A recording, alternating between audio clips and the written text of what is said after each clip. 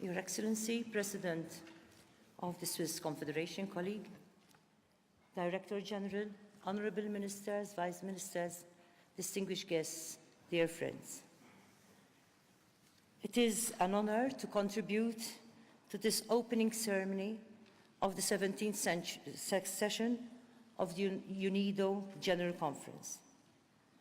I would like to thank Your Excellency, Mr. Lee, for your kind invitation to address this year's General Conference.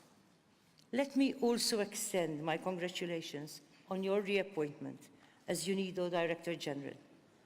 I am confident that under your able leadership, UNIDO will continue to move forward, pursuing constructive activities and innovative initiatives. The theme chosen for this year's General Conference, Partnering for Impact, Achieving the Sustainable Development Goals, is most appropriate at this time. 2 years have passed since the adoption of the United Nations Agenda 2030. Its 17 Sustainable Development Goals are still the main benchmark for the international community to work for the aspirations of humanity, for effective global development in a holistic and an integrated way. Agenda 2030 is still a powerful reminder of our collective responsibility to act for an inclusive and sustainable approach to the development of our planet. Agenda 2030 proposes the need for synergies and interconnectedness between the global north and the global south to ensure prosperity and well-being for all the inhabitants of our world. Strategies for inclusion and sustainable industrial development, which are so fundamental to UNIDO's mission, also play a central role in order to succeed in implementing Agenda 2030. This particularly is evident in goal number 9, which seeks to highlight resilient infrastructures, inclusive and sustainable industrialization, and foster innovation. Fundamental to SDG number 9 is the need for education and training, which is specified in SDG number 4. I am pleased to note that UNIDO is providing a context in which multilateral partnerships can take place to achieve these targets, thanks to its extensive membership network, vast expertise in these areas, and tangible initiatives such as the roadmap for the implementation of the third Industrial Development Decade for Africa. In this context, UNIDO's priorities are strongly contributing towards the attainment of the Sustainable Development Goals by focusing on the importance of creating shared prosperity through job creation while safeguarding the environment. I feel proud of UNIDO's endeavors to achieve SDG 1, which underlines the need to eradicate poverty through an inclusive and sustainable approach.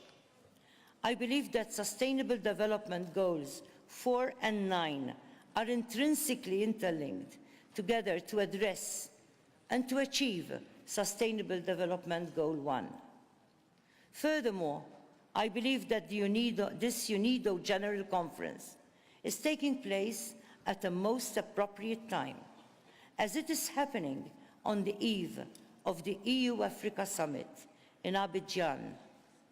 I hope that the EU-Africa Summit will take into consideration the deliberations of this General Assembly, and in particular, what UNIDO is proposing in terms of the roadmap for the implementation of the third Industrial Development Decade for Africa.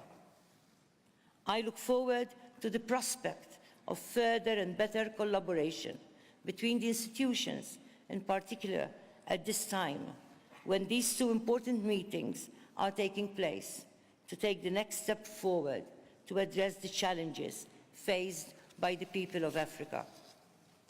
I believe that it is of utmost importance that all initiatives which are taken will form part of one global, holistic plan of action.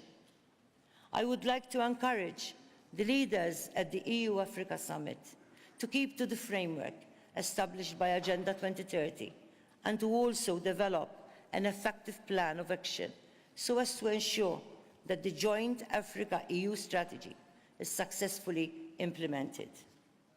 Let me also take this opportunity to speak about Global Africa, which was launched in Malta during the ACP-EU Joint Parliamentary Assembly at the conclusion of the Maltese presidency of the Council of the European Union in June 2017 of this year.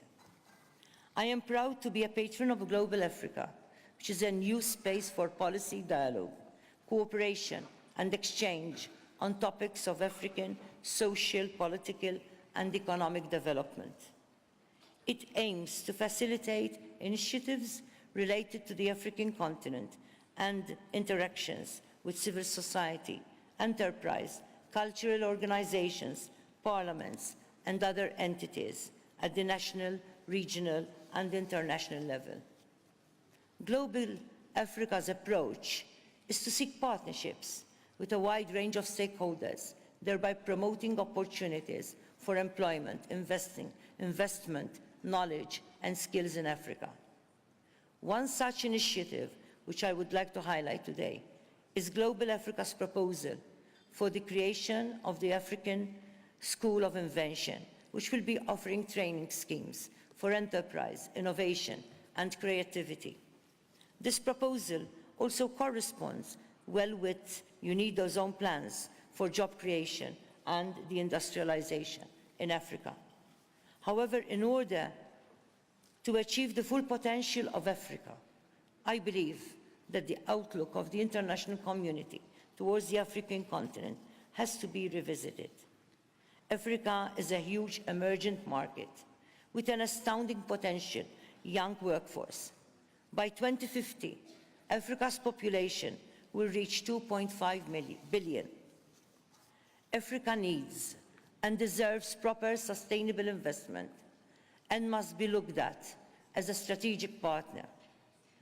Africa has the necessary resources, but needs effective and genuine partners to develop sustainably its full potential. In this context, I would like to refer you to the second Honest Accounts Report, an important document compiled by a coalition of UK and African NGOs.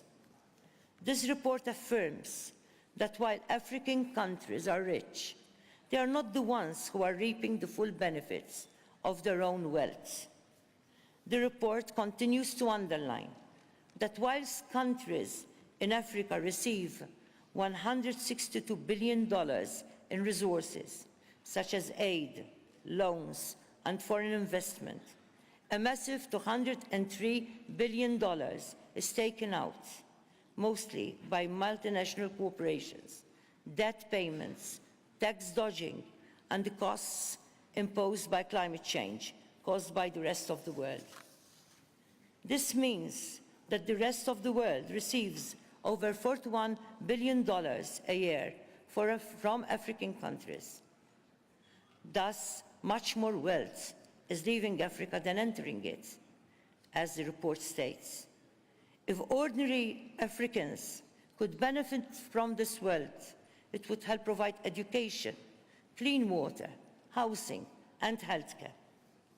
Therefore, I believe that the very first and foremost investment that the international community should afford is the genuine investment in the dignity of the peoples of Africa.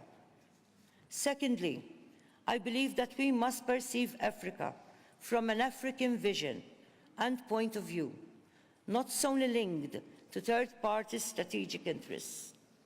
Personally, I have been to a number of African countries whereby I led business delegations and could experience firsthand the urge of African businesses to find collaborations and strategic partnerships to grow and prosper together.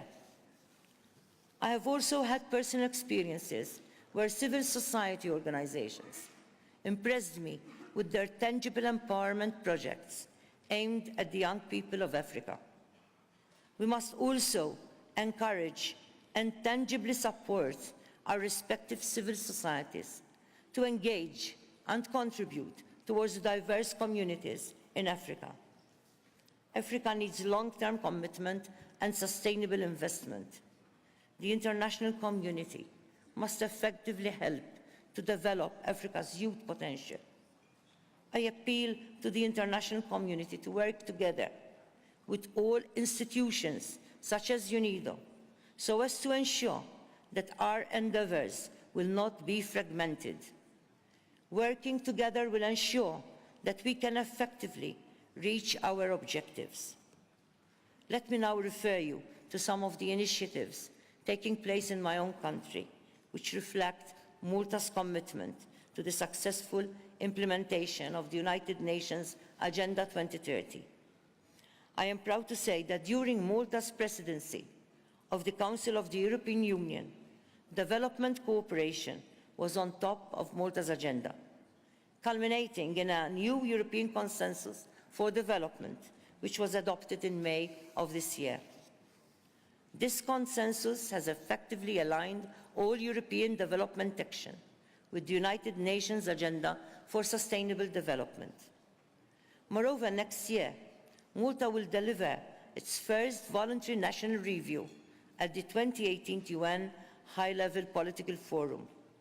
This will be an important opportunity to take stock of my country's efforts to implement the Sustainable Development Goals and to report on our progress with our peers. All of Malta's sustainability endeavours are firmly rooted in the Sustainable Development Act, a legislative framework adopted by the Maltese Parliament in 2012, through which the government integrates sustainable development across its operations. Many initiatives are being taken with the scope of raising awareness on sustainable development issues in all strata and sectors of government and society. This is especially clear in the way civil society is working with our children and young people to create awareness in our schools and communities. Let us continue working together within our respective nations and also on a regional and multilateral platform in order to ensure that sustainability, especially through Agenda 2030 and the Sustainable Development Goals, continues to play a vital role. I augur that today's conference and discussions shall result in practical and tangible actions rooted in the United Nations Agenda 2030 to the benefit of Africa, Europe, and our world.